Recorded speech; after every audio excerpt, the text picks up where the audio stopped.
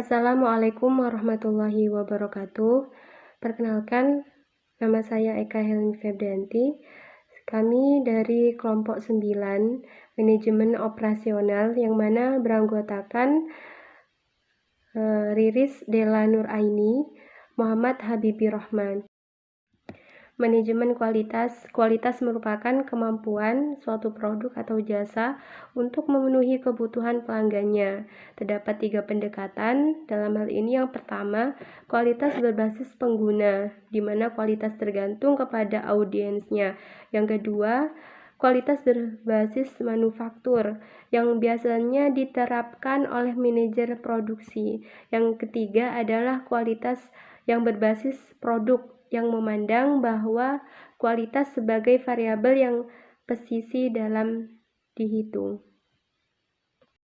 Jadi ada kualitas terdiri dari 4 komponen utama yang meliputi pertama perencanaan kualitas, dan yang kedua peningkatan kualitas, dan yang ketiga kontrol kualitas, dan yang terakhir jaminan kualitas.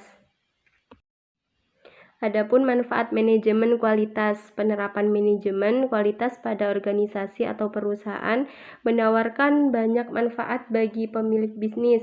Selain dapat meningkatkan efisiensi dan produktivitas, juga dapat membuat perusahaan atau bisnis Anda lebih unggul dari kompetitor.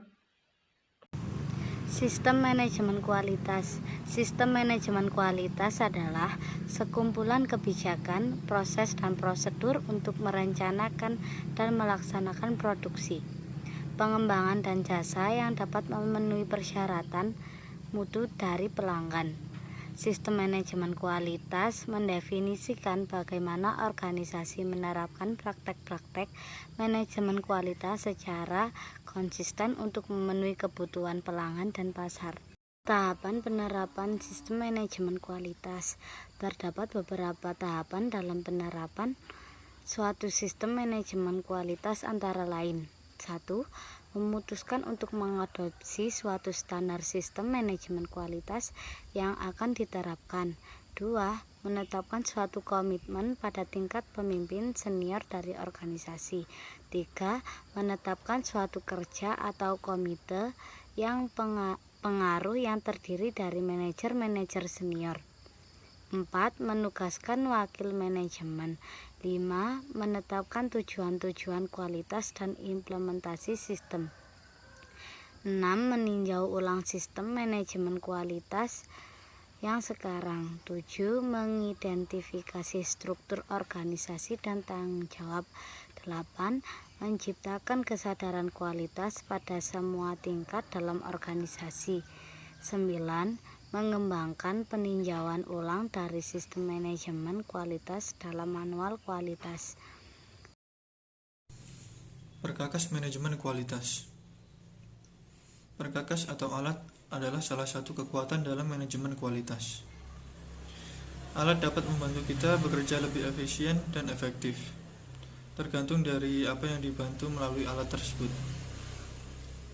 Kita memerlukan informasi yang lebih terstruktur dan mudah dipahami dari sekelompok data.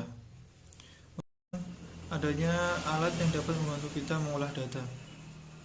Alat-alat tersebut dikenal sebagai 7 Basic Tools of Quality. 7 Basic Tools of Quality terdiri dari 1. Check sheet. Check sheet adalah alat yang sering digunakan untuk mengumpulkan data di proses produksi yang kemudian dikelola menjadi informasi. 2. Pareto diagram. Pareto diagram adalah diagram batang yang menunjukkan masalah berdasarkan jumlah dari kejadian. 3. Fishbone diagram. Fishbone diagram adalah alat yang digunakan untuk menganalisis dan juga menunjukkan hubungan antara sebab akibat yang bertujuan untuk mengetahui penyebab dari permasalahan. 4. Histogram. Histogram merupakan alat yang berbentuk grafis yang menunjukkan distribusi data secara visual. 5. Control card.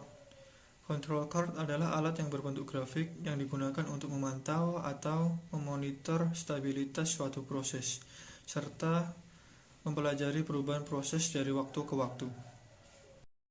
6. Scatter diagram. Scatter diagram adalah alat yang digunakan untuk pengujian terhadap seberapa kuatnya hubungan antara dua variabel serta menentukan jenis hubungannya. 7. Stratification. Stratification adalah pembagian dan pengompokan data ke kategori yang lebih kecil dan memiliki karakteristik yang sama. Yang dikenal dengan 7 New Tools of Quality. 1. Affinity Diagram adalah alat yang digunakan untuk mengumpulkan sejumlah gagasan, opini, masalah, solusi yang bersifat data verbal melalui sesi curah pendapat, kemudian mengelompokkannya ke dalam kelompok-kelompok yang sesuai dengan hubungan naturalnya. 2. Interrelationship Diagram adalah alat untuk menganalisis hubungan sebab dan akibat dari berbagai masalah yang kompleks, sehingga dapat membedakan yang merupakan pemicu terjadinya masalah dan persoalan yang merupakan akibat dari masalah. 3. Diagram pohon adalah teknik yang digunakan untuk memecahkan konsep apa saja, seperti kebijakan, target, tujuan, sasaran, atau aktivitas-aktivitas secara lebih rinci ke dalam sub-sub komponen. 4. Matriks diagram adalah alat untuk menggambarkan tindakan yang diperlukan untuk perbaikan proses atau produk.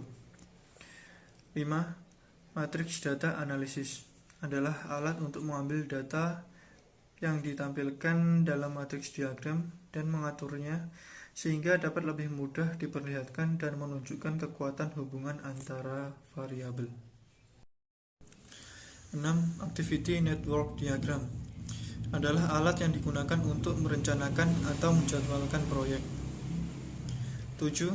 Process Decision Program Chart adalah diagram untuk memetakan rencana kegiatan beserta situasi yang mungkin terjadi. Sekian dari kami. Terima kasih. Wabillahi taufiq wal hidayah. Wassalamualaikum warahmatullahi wabarakatuh.